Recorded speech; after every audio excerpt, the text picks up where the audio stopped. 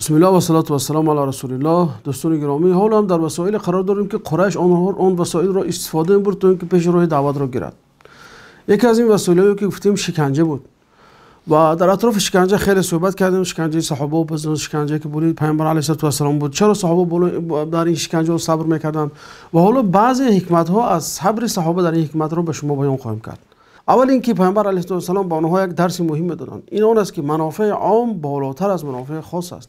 یعنی عرب یک مردم بود که هیچگاه یعنی خواری و زاری و ضرب و تحقیر و استهزا رو نمیبرداشت. گفته گذاشتیم که اونها برای یک اسب، برای یک شترشون با شمشیر میگرفتن جنگ میکردن، اما اینجا اونها رو اهانت میکردن، میزدند، تحقیر میکردن، اما صبر میکردن. چرا که اینجا منفعت عام بود. مسئله منفعت عام بود. یعنی امتی که نمیتواند منفعت خاص خود را صرف نظر کند تا اینکه به منفعت عام برسد، وای امت ناکام خواهد شد، کامیابی رو نخواهد دید. بنابراین درس خوب گرفتن صحابه اینجا.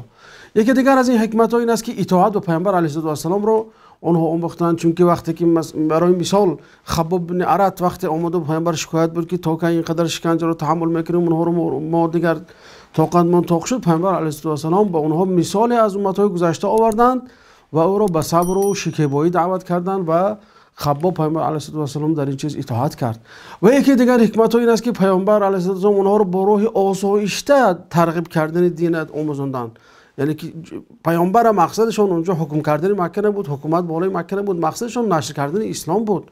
غایه این نشر اسلام بود، نه حکومت داری بود.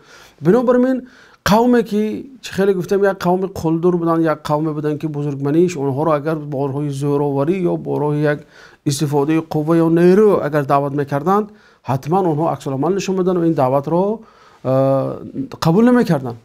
و یکی دیگر از حکمتایی که در اینجا گفته میشود، گفته بودیم که اهل مکه هر یک قبیله و هر یک عائله کفیل شده بود تا اینکه افراد خودش رو شکنجه کند، افراد خودش رو پیش گیرد تا اینکه اسلام نآورند، اگر اسلام وارد بشن اونها رو شکنجه کنند. اینجا حکمت در کجا هست؟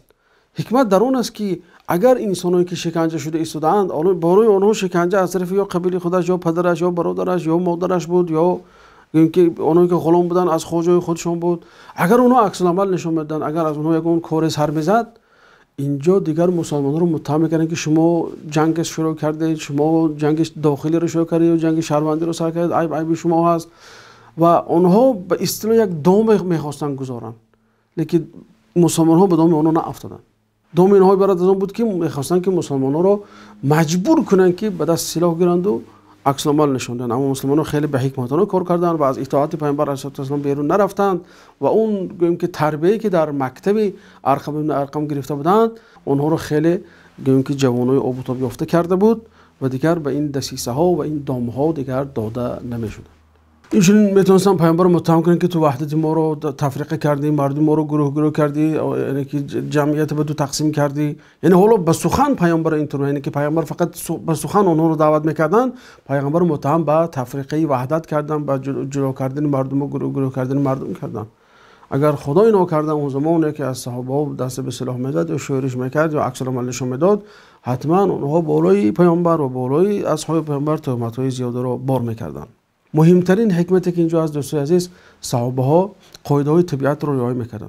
مثلا طبیعتا ما میدونیم که آتش چیز سوزنده هست. آدمی که نمیتونه شناوری کند و آدم خودش به درون نمیاندازد، خودش به بحر نمیاندازد. بنابراین اینجا هیچ وقت صحابه ها نگفتن که ها ما خدا داریم، ما در حق هستیم، توکل به خدا، میبریم فلان کار میکنیم، بسم الله کار. نه، این کارها رو اونها نکردن، بلکه اونها واقع بین بودن. اونها هر قدمی میگذاشتن سنجیده میگذاشتن. پیامبر علیه السلام هر قدمش سنجیده بود و چه خیلی گفتیم چیزی به نام فقه مرحله بود که پیامبر علیه السلام اونها خیلی دقیق در حیات خودشون تطبیق کردن، در حیات دعوتی خودشون تطبیق کردن. مثلا گفتیم که در حالتی بود که دعوتشون پنهانی بود، بعضی دعوتشون آشکاری شد. در هنگام آشکار کردن اول عائله رو دعوت کردن، بعد از اون قبیله ها رو دعوت کردن، بعد از اون عرب ها رو، بعد از اون غیر عرب ها رو دعوت کردن. یعنی که پیامبر علیه السلام خیلی زیبا و خیلی سنجیده دعوت خودشون رو به پیش میبردن. و یکی دیگر از حکمت ها این است که الله تعالی میخواست که نیروی خودش، بزرگی خودش به اون مردم نشان دهد. یعنی که یک تودی کم، یک مردمی که عددشون چند صد نفر بود، توانستن تاریخ سازند. یکی در مکه مستضعف بودن، بیچاره بودن، از خانه به خانه شدن، هجرت کردن، اینجا رفتن اونجا رفتن، اما در آخر پیروزی نصیب اونها شد. الله تعالی میخواست که همین چیز را به بشریت نشان داد. دوستای عزیز، بعد از اون که شکنجه کار نداد، بعد از اون که پیامبر شکنجه کردن، صحابه رو شکنجه کردن، اونها از راهشون نگشتن، دیگر وسیله ها رو پیش گرفتن. یکی از این وسیله ها این ترغیب است. ابن کثیر رحمت الله علیه میگه که یک چند از اون سرداران مشرکا جمع شدن، گفتن که کسی از شما در فالبینی داناتر است، در شعر داناتر است، در جادوگری داناتر است، به نماینده تشکیل کنیم و نزد محمد فرستیم، چون که محمد دیگر همه رو جدا کرد. محمد دیگر از که یک بلای بالی سر ما شد. بعد عتبه بن ربیعه را آوردند. عتبه بن ربیعه پیش پیامبر آمد و یک سوالی دسیسه آمیز و یک سوالی نیرنگ آمیز داد. گفت تو بهتر هستی یا بابایت عبدالمطلب؟ پیامبر سکوت کردن، جواب ندادن. بعد گفت اگر بابایت بهتر باشد، بابایت همین خداهایی که ما عبادت میکنیم همین خداها رو عبادت کردن، پس چرا تو دین بابایت رو تحقیر میکنی؟ اگر تو بهتر باشی کو گپ زن کو چی بهتری داری، ما شنویم که تو چی دین داری، چی چیزی آوردی که از دین عبدالمطلب بهتر باشد. بعد از اون گفت اگر خواهی برای تو منصب خواهی منصب میدیم، جا خواهی جا میدیم، اگر خواهی بهترین زنها رو به نکاح تو میداریم، اگر مال و ثروت خواهی ثروت جمع میکنیم، تو رو ثروتمندترین اهل مکه میکنیم. فقط اینکه همین راحت کرد. یعنی ببینید این چه خیلی دسیسه ها رو استفاده می‌کنن تو پیش راهش رو گیرن. تمام نمودی چیزایی که انسان اغرا میکند، انسان از راه بیراه میکند، همین اونها رو پیشنهاد کردن. یعنی با وجود که دین باطل دارن، میخوان دین حق پیشگیری کنند و برای پیشگیری کردن از دین حق مال و ثروت زیاد رو صرف میکنن. وقتی که پیامبر علیه السلام سخنان ولی این عتبه شنید، گفت تو تمام کردی؟ گفت و گفت تمام کردم. پیامبر علیه السلام گفتن که بشنو رسالت من چی است. بسم الله الرحمن الرحیم. حامیم تنزیل من الرحمن الرحیم کتاب فصلت آیاته قرآنا عربیا لقوم یعلمون. خواندن آمدن تقریبا تا 13 14 آیت همین سوره فصلت اخیرش این خیلی بود که فإن اعرضوا فقل انذرتكم صاعقة مثل صاعقة عاد و ثمود. مگه وقت پیامبر همین آیت خواندن از ترس گفت بس محمد گفت خب کن. گفت یعنی اینجا آخرین آیه میگه که اگر اونها روی گرداندن، اگر اونها تو رو گوش نکردند، اگر به دین تو نگرویدند، پس اونها رو بیم بده از همون عذابی که بالای عاد و بالای ثمود آمده بود. و این رو عتبه احساس میکرد. وقتی پیامبر قرآن میخوندن عتبه تمام دیگر لات و مات شده بود. بعد وقتی که پیش همون جنایتکارایی که نماینده آنها بود رفت، وقتی دیدن گفتن که ها این عتبه هم از دین گشت، رنگ و روش معلوم است که محمد این نیز جادو کرده است. وقتی آمد میگن رنگ و روش پریدگی است، به یک حالتی ناگواری گفت مردم ما نگفت و محمد کاردار نشود. اگر محمد غلبه کند فایده ما قبیله ما قریشی ما هست. اگر محمد مغلوب شود میگه که الحمدلله که همون دیگران محمد مغلوب کردند و ما دستمون به خون محمد نزدیم. ببینید دوستای عزیز چه خیلی اونها با پیامبر پیشنهادی کردن. در بعضی روایات اومده است که وقتی پیشنهاد کردن پیامبر علیه السلام گفتن که من برای این چیز ناآمدم. گفتن من نه مقصدی منصب دارم، نه مقصدی جاه و شرف دارم، نه پول و مال، نه زن، نه دیگر چیزهایی که شما برای من پیشنهاد میکنید. من پیغمبرم.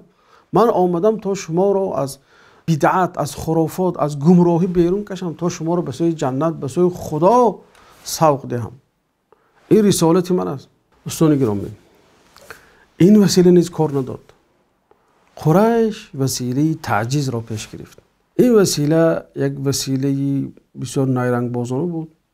میخواستن با این راه پیغمبر را عاجز کنن. یک روز باز یک چند نفر اینجا دیگر سردمداران قریش جمع شدن، عتبه و شیبه و ابو جهل و ابو سفیان و عقبه بن ابی معیط و ابی بن خلف و دیگه تمام همون سردمداران مکه جمع شدن. به یکی از همون کاسالیسوش گفتن که روید محمد جغزنب بیارید. وقتی اون شخص پیش پیامبر علیه السلام اومد گفت که تو را بزرگای قریش، تو را اریستوکرات ها، تو را نخبگان قوم انتظار هستند. پیامبر علیه السلام که خیلی میخواستن که اونها ایمان بیارن، فکر کردن که دیگر اونها فکرشون دیگر شده است و احتمال زیاد است که اونها ایمان بیارن. بریم به عجله از خانه برآمدن نزد اونها آمدن. و وقتی که پیامبر علیه السلام نزد اونها آمدن، اونها یک طرح عجیب برای پیامبر علیه السلام کردن. اونها پیامبر گفتن که همین چیزی که تو آورده کسی مثل اون را حالا برای قوم خودش نآورده است. تو یک چیزی آورده که بین ما تفریقه انداختی، موسفیدای ما را دشنام دادی، گذشتگان ما را به عقل برآوردی و دین ما رو تحقیر کردی و بعد از اون گفتن که ای محمد اگر این پیشنهادی که ما کردیم قبول نمیکرده باشی، پس ما برای تو بعضی چیزها رو پیشکش میکنیم و اون چیزها رو اگر برای ما اجرا کردی ما به دین تو خواهیم در اومد، احتمال به دین تو خواهیم در اومد. چی گفتن اونها؟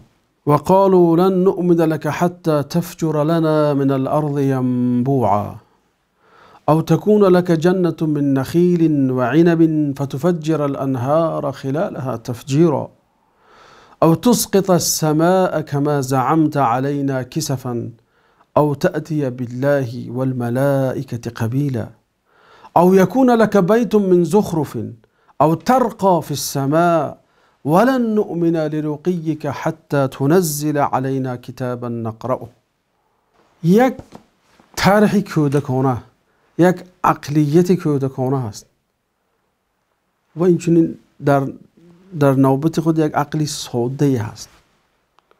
اومدن دو پیش پیامبر علیه السلام گفتن که محمد ما به تو باور نمیکنیم تا اون زمانی که این مکه شهر ما دیدی یک وادی از بین کوه قرار دارد، این کوه رو از اینجا بردار و دور کن.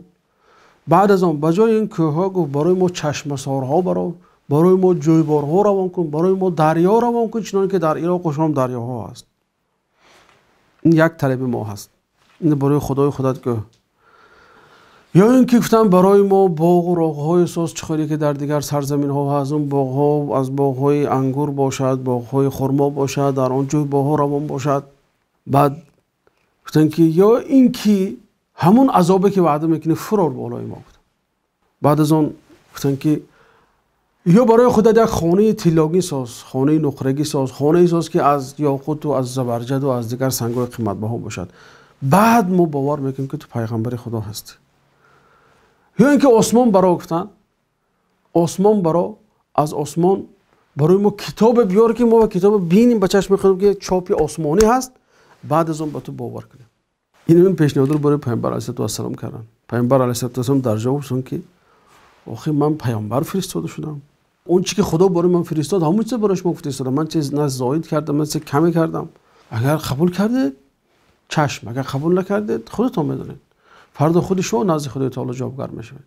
یعنی ببینید این چیزها رو مشرکان میگفتن گویا که به این چیز پیامبر رو عاجز میکردن، میخواستن که پیامبر علیه السلام عاجز کنن و در تصور آنها گویا که پیامبر یک شخصی بود که مثل یک، اگر به اصطلاح حاضر بگم، یک فوکسیار بود، خیلی فوکس میکند، یک چیز پیدا میکند، فوکس میکند، نابود میکند، همه خیلی باید باشن. اونا درک نمیکنن که معجزه این صنعت پیامبر نیست، معجزه این کار پیامبر نیست، معجزه این کار الله است. اگر خواهد به دست پیامبر اون معجزه رو جاری میکنه، اگر نخواهد اون چیز جاری نمیکنه. در بعضی روایت دیگه اومده است که پیامبر دو پسر عمه‌شون عبدالله ابن ابی امیه نزد پیامبر علیه السلام اومده گفت این دختر عمه‌شون عاتیکه هست. ای محمد گفت قامت برای تو میسر عرض کرد، همین چه پیشنهاد کرد، میسر طلب کرد، قبول نکرد. اکنون من برای تو یک چیز دیگر میگم. گفت آسمان میبری، ناربان میمانی، در اون نردبان تو وقتی برآمدن من تو به چشم خودم میبینم. بعد از اون گفت از اون آسمان گفت کتاب میبری و همراه 4 فرشته باید باشد. 4 فرشته همراه فریاد کرد که همین محمد، که این محمد است، رسول خدا، بعد ما تو رو قبول میکنم. گفت در بعضی روایات اومده است که مشرکان وقتی این طلبات رو از پیامبر طلب میکردن گفتن که قصی ابن کلاب هم زنده میکنی. بابا کلان پیامبر، بابا کلانای پیامبر بود، اون شخصی که در مکه با دار و ندوه ساخته بود. قصی می آید و همراه قصی بعضی بزرگای قریشی که در گذشته بودن اونها زنده شوند، بگن که بله همین محمد نبیره یا ابیره یا چبیری من است، همین پیغمبر است، به همین باور کنید. بعد ما باور میکنیم. ببینید گستاخی، هم یک جهت گستاخی است، هم یک جهت تفکرانی کودکانه است.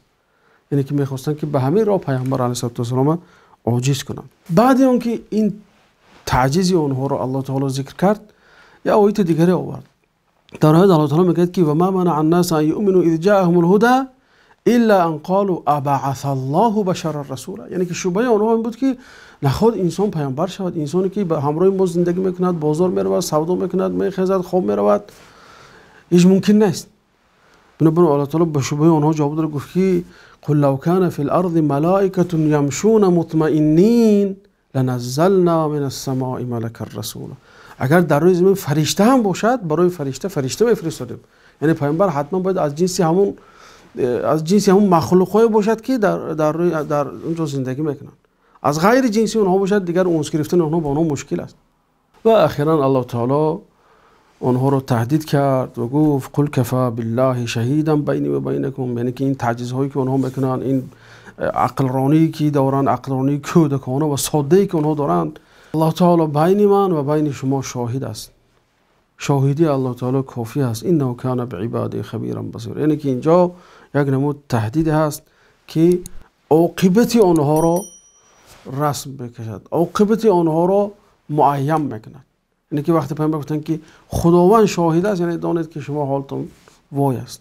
با این حلقه ما با آخر میرسد و انشاءالله در حلقه آینده یک دو وسیله دیگر مونده است و اون وسیله ها را ذکر خواهیم کرد و شما رو دیگر به پناه الله تعالی میسپارم. و السلام علیکم و رحمت الله و برکاته.